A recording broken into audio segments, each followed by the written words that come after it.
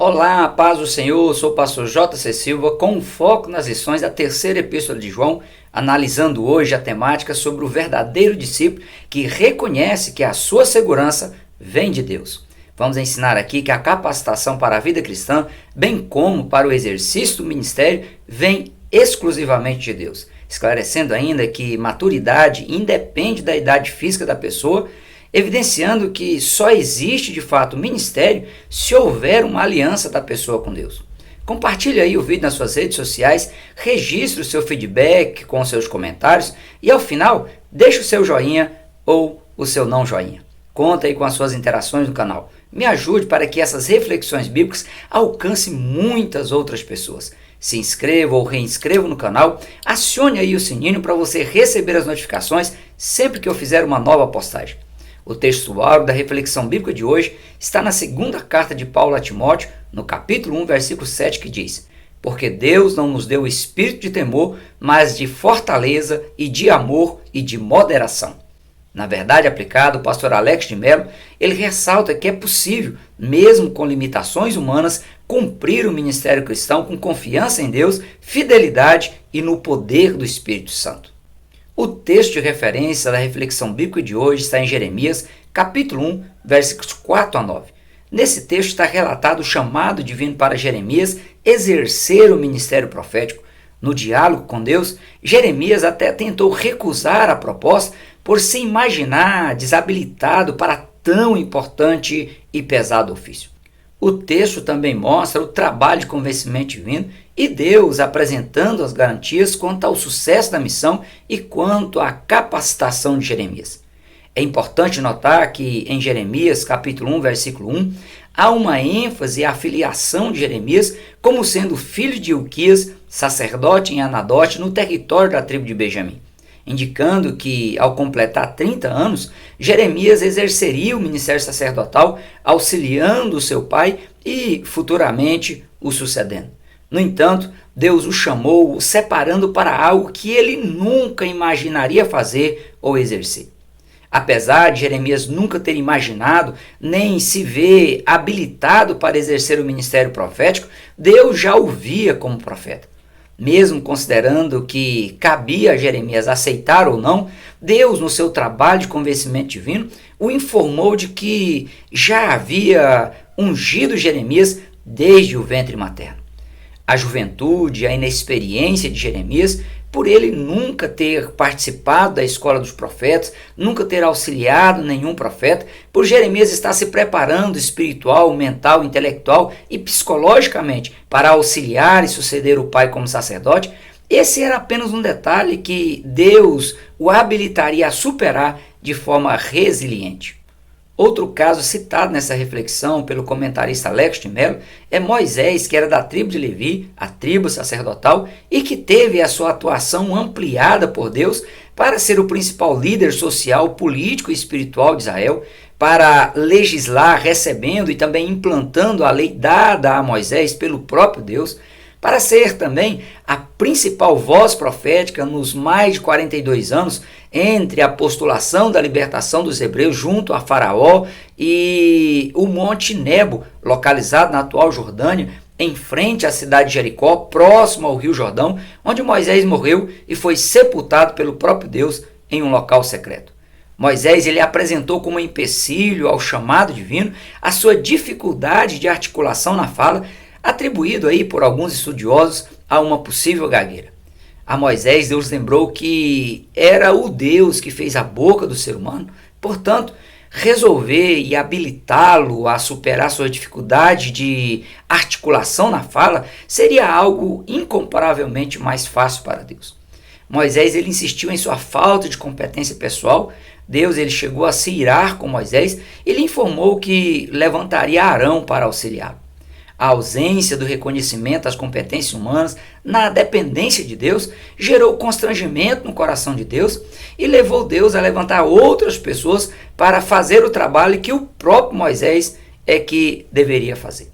Além disso, o fato de Arão ocupar a posição que Deus lhe deu para auxiliar Moisés motivou a Miriam e a Arão a se rebelarem contra o próprio irmão Moisés enquanto seguiam rumo à terra prometida, tendo que haver a intervenção divina para punir Miriam.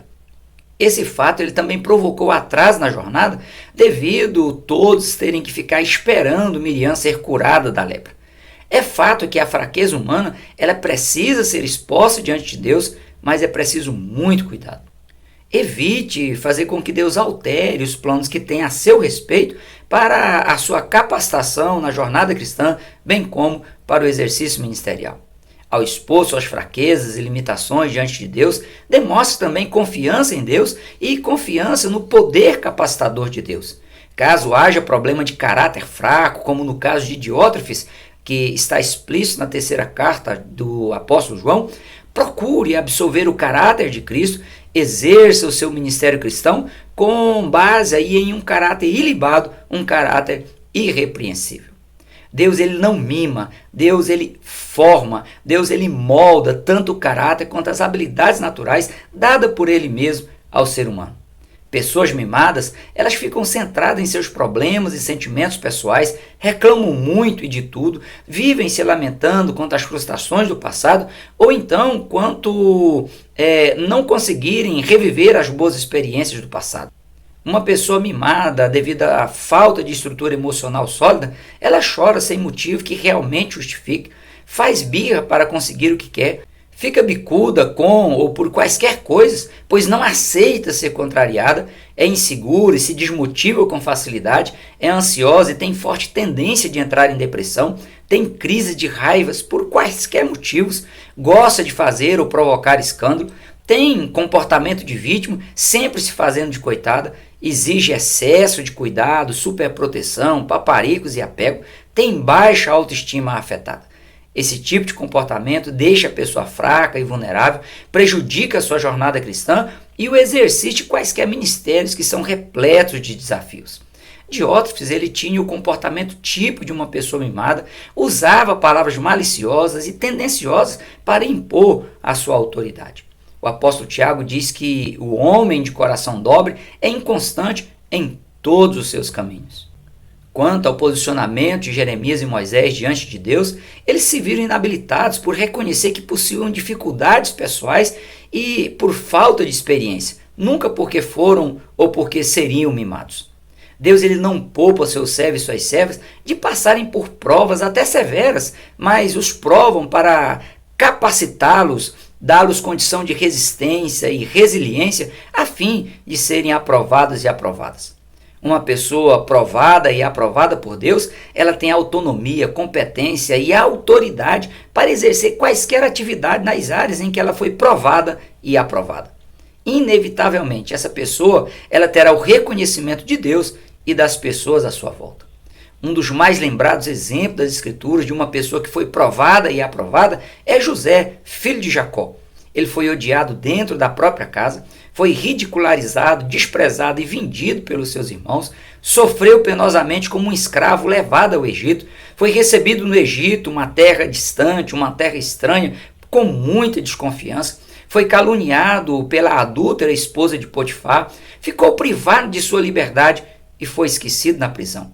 Mas a sua resiliência em ser fiel, em confiar e esperar em Deus, fez com que Deus o habilitasse a superar o que precisou ser superado, a fazer com excelência o que precisava ser feito, a deixar de fazer o que precisava deixar de ser feito, a fazer o bem a todos que lhe fizeram mal e a quem ele nem conhecia, a tributar a Deus todo o sucesso que alcançou na vida. É insanidade a pessoa imaginar que o exercício ministerial deva ser isento de provas. Veja o que Jesus disse a esse respeito no Evangelho de João, capítulo 15, versículos 20 e 21. Lembrai-vos das palavras que vos disse, não é o servo maior do que o seu senhor. Se a mim me perseguiram, também vos perseguirão a vós. Se guardarem a minha palavra, também guardarão a vós. Mas tudo isso vos farão por causa do meu nome, porque não conhece aquele que me enviou. Na terceira epístola de João, Diótrefes ele queria só a parte boa do ministério, as regalias, o reconhecimento, o desfrute. Em contrapartida, o apóstolo João, o presbítero Gaio e também Demétrio sempre se arriscaram e se desafiaram em fazer a obra da evangelização cristã avançar o quanto mais. Quem se esquiva de assumir responsabilidades, superar as provas e cumprir a missão especial deliberada por Deus a ele, acaba sendo usado por Deus menos do que seria. Pode criar empecilhos para futuras bênçãos, pode arrumar problemas para si, como foi no caso de Moisés, cujos auxiliares diretos, Arão e Miriam, acabaram se rebelando contra ele. Outro fator interessante quanto ao ministério de Moisés é que o fato de Moisés encarar as provas na dependência de Deus fez com que, sem que Moisés pedisse, Deus colocou ao seu lado um sucessor à altura para ser preparado e estar à frente dos hebreus após a sua morte. Lembra o pastor Alex de Mello em seus comentários que é impossível gerar um bebê em um mês. Da mesma forma, não dá para gerar um ministério de excelência de uma maneira de repente, pois leva tempo e é gerado com muitas dores e desconforto. Deus, ele não ilude as pessoas, Deus transforma as pessoas. Deus trabalha no convencimento, Deus oferece garantias, capacita, habilita, dá competências naturais e sobrenaturais, bem como Deus transforma pessoas que não são em pessoas que passam a ser ministros e ministras por excelência no trabalho de expandir a representatividade divina na terra por meio do anúncio genuíno do Evangelho de Cristo. José era apenas um adolescente odiado no contexto familiar, um escravo servindo em uma terra estranha e distante, preso e esquecido. Mas Deus o tornou o segundo mais importante personagem de sua época, um tipo de Cristo, a segunda pessoa da Santíssima Trindade. Moisés era apenas um fugitivo morando no deserto de Midian, mas Deus lhe proporcionou a experiência única de ver a sarça pegando fogo sem ser consumida. Deus o levantou como libertador, legislador e profeta para a sua geração. Deus passou a falar com Moisés cara a cara, boca a boca, face a face. Deus o usou para realizar milagres únicos. Deus o usou para transformar uma raça de escravos em uma das mais poderosas nações da terra, mesmo possuindo um pequeno espaço territorial.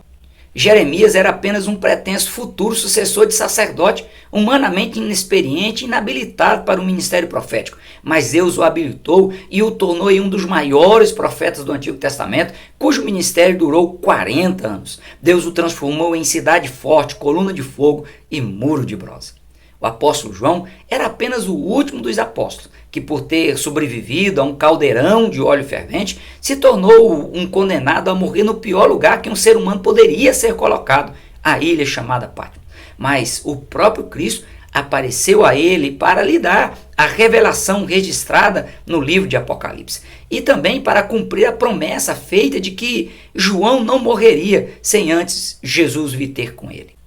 Diferente de Diótrefes na terceira epístola de João, o cristão ele precisa reconhecer suas falhas, vencer suas fraquezas e fragilidades na dependência de Deus, se permitir ser moldado, provado, transformado para vencer o que precisa ser vencido e ser aprovado por Deus. É preciso que se faça uma autoanálise quanto às competências pessoais, quanto ao chamado divino, quanto ao preparo espiritual e intelectual, bem como quanto à realidade se estar ou não em harmonia com os propósitos de Deus para a vida humana. É preciso se permitir ser confrontado com a verdade bíblica, pois é a verdade bíblica que liberta, molda, transforma e aprova o ser humano para ser salvo e para o exercício ministerial.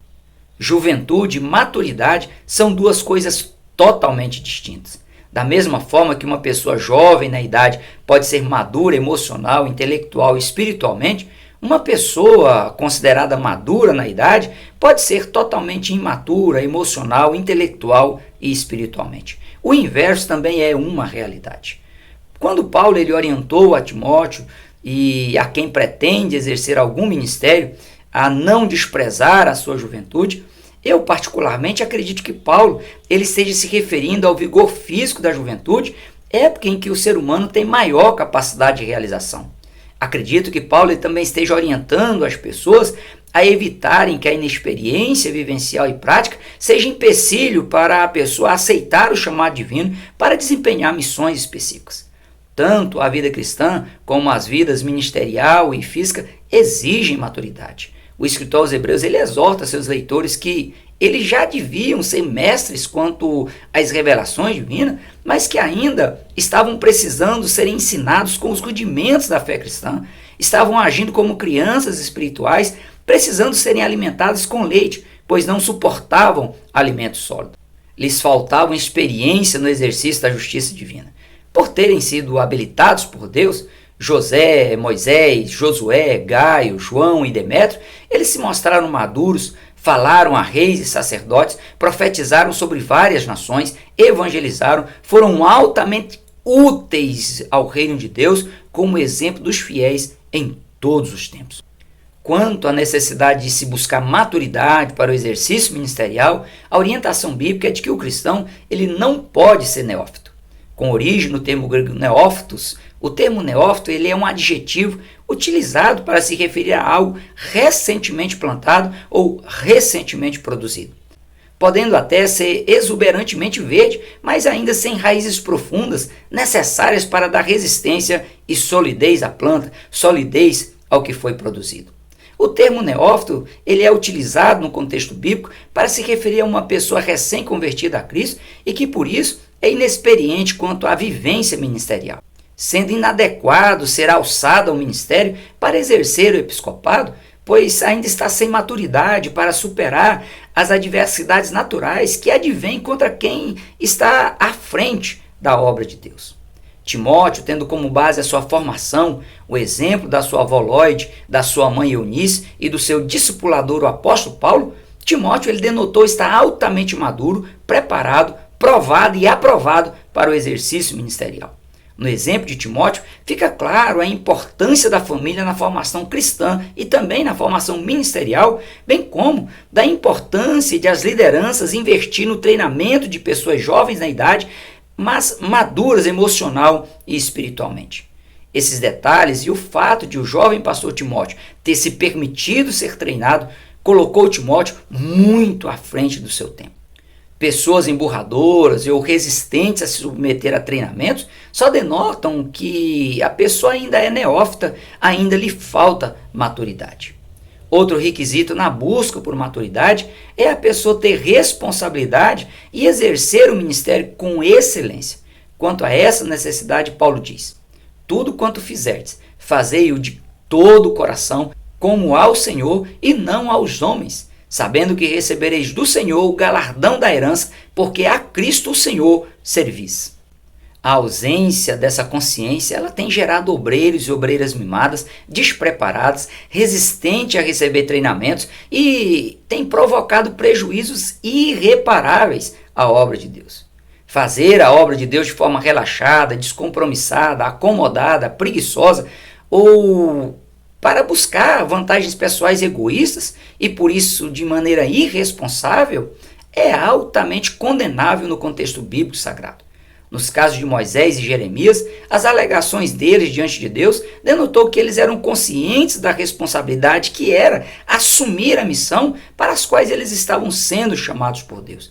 Isso foi louvável e é necessário.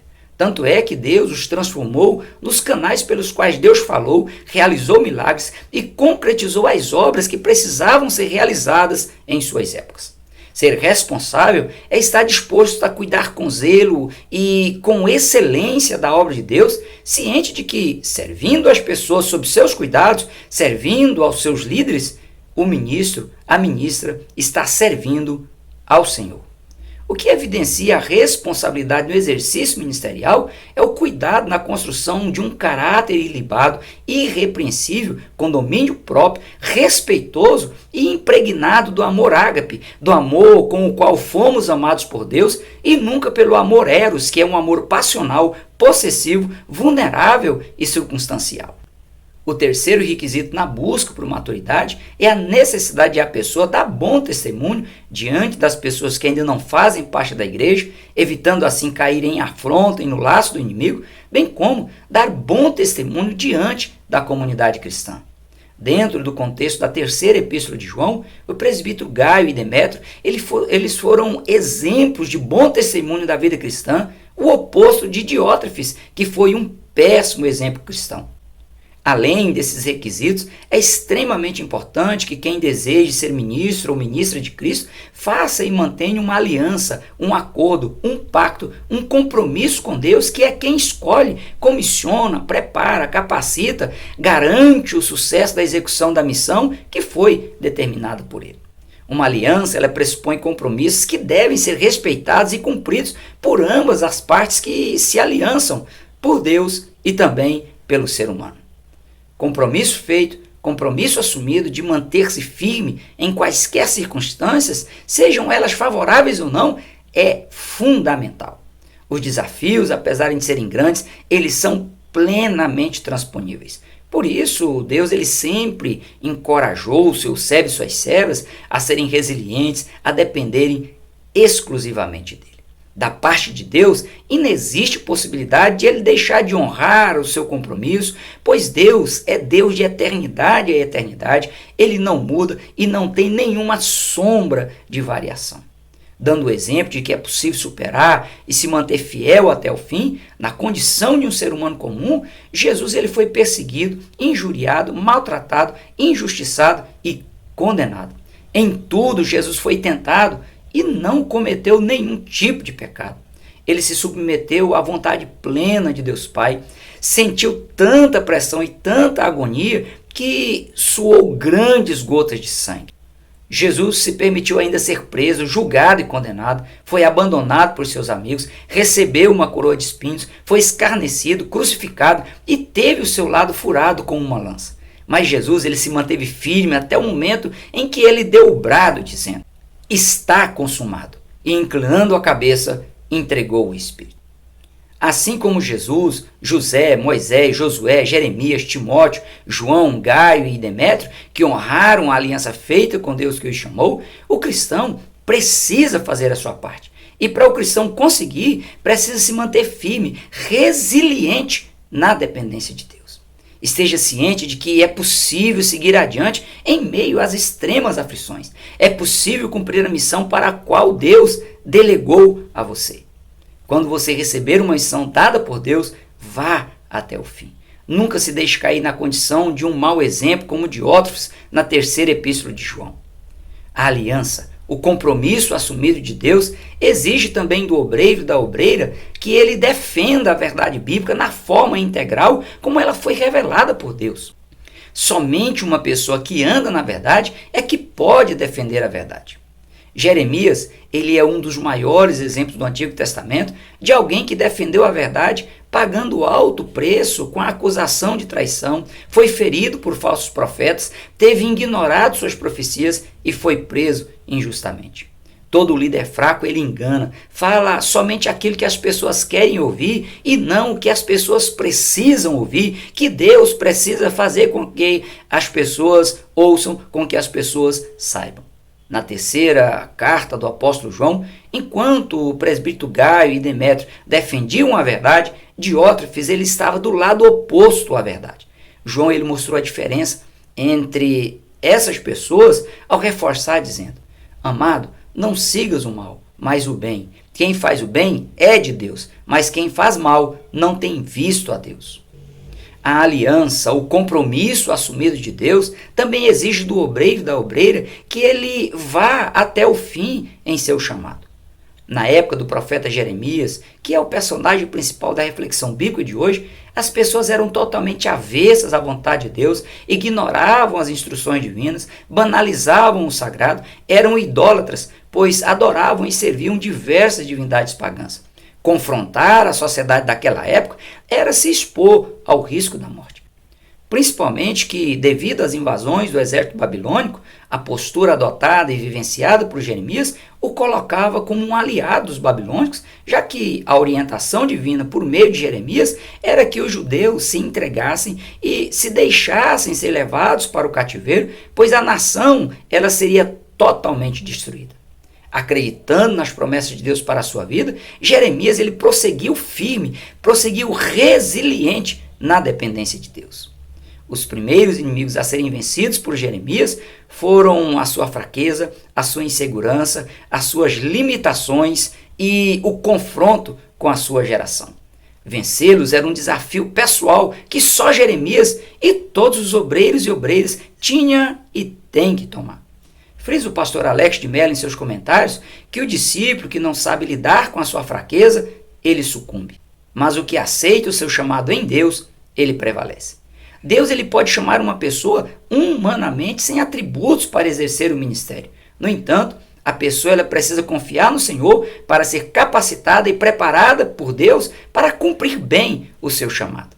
Juventude não significa imaturidade. Assim como uma pessoa adulta ou idosa fisicamente não significa que tenha maturidade.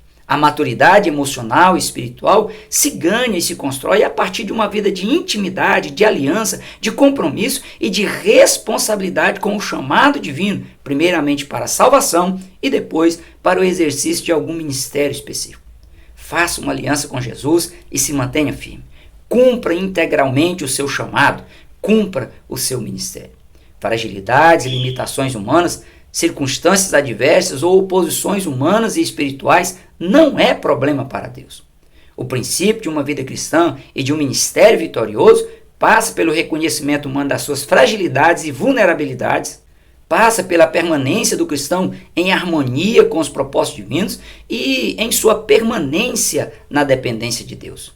Como verdadeiro discípulo, como verdadeira discípula de Cristo, ore para conseguir superar sua insegurança, suas fragilidades e suas limitações. Confie de forma resiliente em Deus e Deus fará prosperar o seu ministério. Por hoje nós ficamos por aqui. Até o próximo encontro, se Deus quiser. Prossiga na paz do Senhor.